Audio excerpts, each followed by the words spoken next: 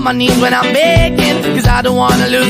तो last episode में हमने देखा था कि एलेक्स अपने पेरेंट्स से मिल लिया था, जिसके बाद कॉल एलेक्स के पेरेंट्स को सेफ रखने के लिए छोटी दुनिया में भेज देता है। जिसके बाद एलेक्स, कॉल और बोलने वाला पत्थर माउंट बुलाओ के ट्रेजर हॉल में जाते हैं, जहां एलेक्स को एक प्रीमोडियल ट्रेजर का हिस्सा मिलता है, जिसे एलेक्स रख लेता है और बाकी दोनों के साथ माउंट बुलाओ के मेडिकल गार्डन में जाता है। लेकिन वो गार्डन बिल्कुल बंजर था, पर तभी एलेक्स को थोड़ी दूर एक और मेडिकल गार्डन दिख जाता है जो फॉर्मेशन में बंद था। लेकिन उसी वक्त वहाँ वो क्रिएचर आकर उस मेडिकल गार्डन के सारे स्पिरिट प्लांट्स एब्जॉर्ब कर लेता है। अब आगे तो एपिसोड 80 की शुरुआत में कॉल एलेक्स से कहता है कि क्या तुम्हें याद है जो मेडिकल गार्डन हमने थोड़ी देर पहले देखा था वो पूरा बंजर था। ये सुनकर एलेक्स हाँ करता है। तो कॉल एलेक्स से बोलता है कि मुझे लगता है कि उस मेडिकल गार्डन के स्पिरिट प्लांट्स उस क्रिएचर ने ही लिए होंगे और उन स्पिरिट प्लांट्स के ऑरा को एब्जॉर्ब करके ही वो गोलम से बचकर यहाँ आया होगा। उसी वक्त वहाँ गोल्ड कंडेंसेशन सेक्ट का मास्टर, वो गोलम और एक माउंट बुलाओ का मास्टर आकर उस क्रिएचर को फिर से घेर लेते हैं। इस तरफ हम एलेक्स को देखते हैं जिसे अपने पास एक गड्ढा दिखता है जो चमक रहा था। तो एलेक्स उस गड्ढे में जाने की सोचता है, पर वो बोलने वाला पत्थर एलेक्स से कहता है कि यहाँ इतनी इंटेंस सिचुएशन है और तुम्हें वहाँ जाना है। मेरी बात मानो तो हमें माउंट बुलाओ से जल्दी से निकल जाना चाहिए। ये सुनकर कॉल बोलने वाले पत्थर से कहता है कि तुम बहुत ही डरपोक हो जो हर सिचुएशन से डर जाते हो। उसी वक्त एलेक्स बोलता है कि मुझे लग रहा है कि ये जगह मेडिकल गार्डन का सीक्रेट प्लेस है, इसलिए हो सकता है कि वहाँ हमें वो सेक्रेट मेडिसिन मिल जाए जिसे मेरे पेरेंट्स ढूंढने के लिए माउंट बुलाओ आए थे। अब एलेक्स उस गड्ढे के अंदर चला जाता है, जिसके बाद बोलने वाला पत्थर कॉल से कहता है कि एलेक्स तुम्हारी बात मानता है, इसलिए इसे समझाओ कि हम यहाँ से चले। जिस पर कॉल उसे कहता है कि मुझे तो किसी का डर नहीं है, अगर तुम्हें डर लग रहा है तो खुद ही यहाँ से चले जाओ। इसके बाद कॉल भी उस गड्ढे में चला जाता है, तो बोलने वाले पत्थर को भी गड्ढे में जाना पड़ता है। इधर हम उस क्रिएचर को देखते हैं जिसे वो दोनों मास्टर और गोलम पकड़ने की कोशिश कर रहे थे, लेकिन वो उन दोनों में से किसी के भी हाथ नहीं आ रहा था। दूसरी तरफ एलेक्स जब उस गड्ढे में जाता है तो उसे वहाँ कोई अजीब सी चीज दिखती है जिसे फॉर्मेशन में कैद कर रखा था, पर तभी वहाँ कुछ ट्रैप्स एक्टिवेट हो जाते हैं और एलेक्स पर अटैक करते हैं। लेकिन एलेक्स अपनी स्वॉर्ड से उन अटैक को डिस्ट्रॉय कर देता है। तभी वहाँ वो पत्थर और कॉल भी आ जाते हैं, तो वो ट्रैप्स बोलने वाले पत्थर और कॉल पर भी अटैक करते हैं। जहाँ कॉल तो उन ट्रैप्स के अटैक से बच जाता है, लेकिन बोलने वाला पत्थर बहुत दूर जाके गिरता है। उसी वक्त वहाँ और भी ट्रैप्स एक्टिवेट हो जाते हैं, लेकिन एलेक्स उन ट्रैप्स और उस फॉर्मेशन को एक ही बार में अपने स्वॉर्ड के अटैक से डिस्ट्रॉय कर देता है। अब वो तीनों उस चीज को देखते हैं जो कि एक फ्लावर पॉट था जो जमीन के साथ जुड़ा हुआ था। ये देखकर कॉल कहता है कि ये कोई आम फ्लावर पॉट नहीं हो सकता। ये सुनकर एलेक्स उस फ्लावर पॉट में अपनी थोड़ी स्पिरिचुअल एनर्जी डालता है, जिसके बाद उस फ्लावर पॉट में एक रंग बिरंगा प्लांट उग जाता है, जिसे देखकर वो पत्थर कॉल से पूछता है कि कहीं ये माउंट बुलाओ का वो लेजेंडरी स्पिरिट प्लांट तो नहीं है। जिस पर कॉल बोलता है कि हाँ, ये वही 5 एलिमेंटल प्लांट है, लेकिन इसे लोअर वर्ल्ड में 5 एलिमेंटल ग्रास कहते हैं, क्योंकि ये अपर वर्ल्ड में जाने के बाद ही ट्री में कन्वर्ट होता है, जिसके बाद इससे अनलिमिटेड डिवाइन एनर्जी ली जा सकती है। तभी एलेक्स बोलता है कि कोई प्लांट इतनी जल्दी कैसे उग सकता है, जिस पर कॉल उसे बताता है कि ये फ्लावर पॉट एक असली 5 एलिमेंटल ट्री से जुड़ा हुआ है, जिसने अपनी प्रोटेक्शन के लिए खुद को इस ग्राउंड के अंदर छुपा रखा है। पर तुम उस ट्री को यहाँ से नहीं ले जा सकते, क्योंकि अब वो बहुत बड़ा हो गया होगा, जिसे माउंट बुलाओ के लोगों ने अपर वर्ल्ड से लाके यहाँ छुपाया होगा, क्योंकि इसकी कीमत बहुत ज्यादा है। ये सुनकर एलेक्स सोचता है कि मेरे पेरेंट्स इसी ट्री के कुछ पत्ते लेने के लिए माउंट बुलाओ आए थे, लेकिन यहाँ के एल्डर्स ने उन्हें कैद कर लिया, इसलिए आज मैं ये पूरा प्लांट ही ले जाऊंगा। अब एलेक्स उस प्लांट को रख लेता है, लेकिन इसकी वजह से वो प्लांट ट्री से अलग हो जाता है, जिसके कारण उस ट्री को बहुत दर्द होता है और ग्राउंड से बाहर आने लगता है, जिससे वो पूरी जगह टूटने लगती है। इस तरफ हम उस क्रिएचर को देखते हैं जो बहुत देर से उस गोलम और उन दोनों मास्टर से बच के भाग रहा था, लेकिन वो मास्टर उसका पीछा नहीं छोड़ रहे थे, इसलिए वो क्रिएचर सोचता है कि उसे किसी की मदद लेनी होगी ताकि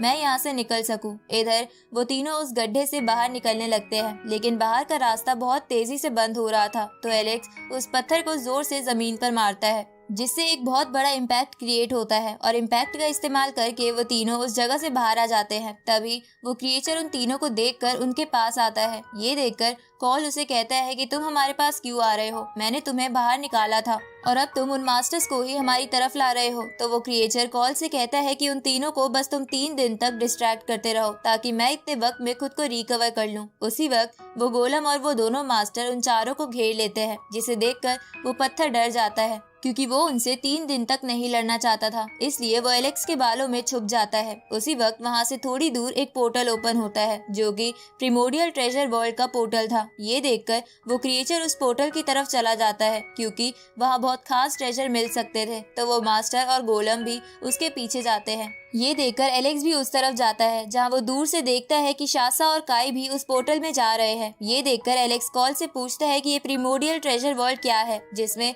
ये अपर वर्ल्ड के लोग भी जाना चाहते हैं। ये सुनकर कॉल एलेक्स को बताता है कि एंशिएंट टाइम्स में वॉर के दौरान कुछ कल्टीवेटर्स का वर्ल्ड तबाह हो गया था, इसलिए उन लोगों ने अपना ही एक वर्ल्ड बना लिया जिसमें बहुत सारे ट्रेजर्स थे, इसलिए उस वर्ल्ड को प्रिमोडियल ट्रेजर वर्ल्ड कहते हैं। ये सुनकर एलेक्स कॉल से पूछता है कि क्या वहाँ अच्छे ट्रेजर्स भी होंगे, जिस पर कॉल हाँ करता है। तो एलेक्स कॉल से पूछता है कि फिर दूसरे लोग बाकी ट्रेजर को ढूंढने के बजाय प्रिमोडियल वर्ल्ड से ही ट्रेजर क्यों नहीं ले आते। तो कॉल एलेक्स को बताता है कि प्रिमोडियल वर्ल्ड का पोर्टल अचानक से ओपन होता है और मुझे लग रहा है कि जब हम उस स्पिरिट प्लांट को ले रहे थे तब हमसे कुछ ऐसा हो गया होगा जिससे पोर्टल खुल गया। अब वो सब उस वर्ल्ड के अंदर आ जाते हैं जो वर्ल्ड बहुत ही सुंदर था। इधर वो मास्टर और गोलम उस क्रिएचर का पीछा अभी भी नहीं छोड़ रहे थे। तो वो क्रिएचर एलेक्स और बाकी सबके पास आता है और उनसे कहता है कि ये वर्ल्ड बहुत ही खतरनाक है, इसलिए हम साथ मिलकर काम कर सकते हैं। ये सुनकर कॉल इसके लिए मना कर देता है क्योंकि वो क्रिएचर इंजर्ड था, इसलिए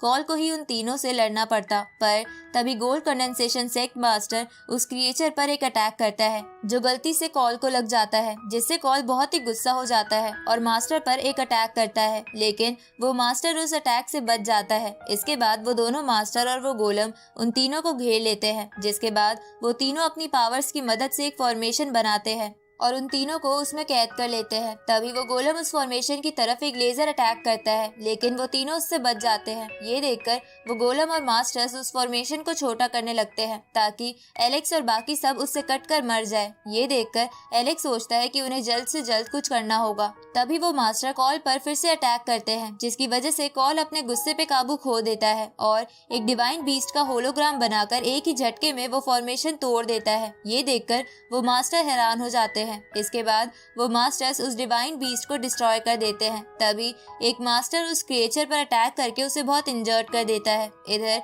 कॉल गुस्से में कहता है कि तुम्हें फाइट ही करनी है तो चलो असली फाइट करते हैं। अब कॉल उस कंडेंसेशन सेक्ट के मास्टर पर अटैक करता है, लेकिन वो मास्टर गोलम और उस दूसरे मास्टर से एनर्जी लेकर स्पिरिचुअल हैंड की मदद से कॉल का अटैक रोक लेता है। ये देखकर एलेक्स बोलता है कि हालांकि गोल्ड कंडेंसेशन सेक्ट वाले मास्टर ने बाकी दोनों की मदद ली थी, लेकिन वो कॉल का अटैक रोकने में कामयाब हो गया, इसलिए हमें जल्द से जल्द इन मास्टर्स को हराने का कोई और प्लान बनाना होगा। इसलिए एलेक्स उस क्रिएचर से कहता है कि क्या तुम थोड़ी देर के लिए माउंट ब्लाउ वाले मास्टर और गोलम को डिस्ट्रैक्ट कर सकते हो, जिस पर वो क्रिएचर बोलता है कि मैं कोशिश कर सकता हूँ। इसके बाद वो क्रिएचर उस मास्टर और गोलम की तरफ जाता है, तो वो दोनों उस क्रिएचर पर अटैक करते हैं, लेकिन वो क्रिएचर उन अटैक से बच के उन दोनों को अपनी स्पिरिचुअल पावर की मदद से बांध देता है। इधर कॉल एलेक्स की फैमिली को अपनी छोटी दुनिया से बाहर निकाल देता है और खुद बड़ा होकर 5 पार्ट्स में डिवाइड होकर उस गोल्ड कंडेंसेशन सेट के मास्टर की तरफ बढ़ता है। तो वो मास्टर कॉल को रोकने की कोशिश करता है, लेकिन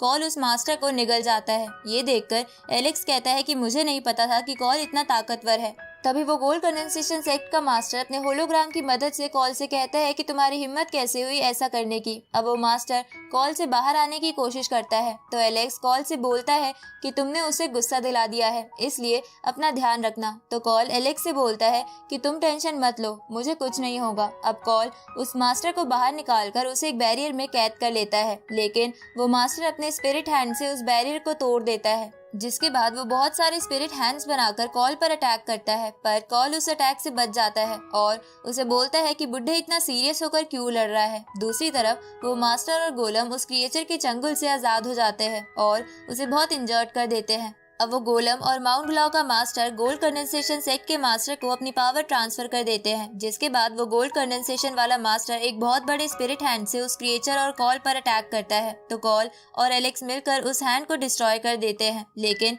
एलेक्स को लगता है कि सिचुएशन बहुत ही खतरनाक होती जा रही है। ऊपर से उसे गोल्ड कंडेंसेशन वाले मास्टर के ऑरा में प्रीमोडियल ट्रेजर का पार्ट महसूस हो रहा था, इसलिए उसके पेरेंट्स को खतरा हो सकता है। इसलिए एलेक्स कॉल से कहता है कि मेरे पेरेंट्स को प्रोटेक्ट करो। ये सुनकर कॉल एलेक्स की फैमिली को डिवाइन फ्लैग्स की मदद से कवर कर देता है, जो डिफेंस के लिए इस्तेमाल किए जाते थे। उसी वक्त वो मास्टर और गोलम अपना एक और अटैक तैयार करने लगते हैं, पर तभी वहाँ गॉड ल्यू आ जाती है और एलेक्स से कहती है कि अपर वर्ल्ड में चलने का वक्त हो गया है। अब गॉड ल्यू के ये कहते ही ये एपिसोड यहीं खत्म होता है। I'm on my knees when I'm begging, 'cause I don't wanna lose.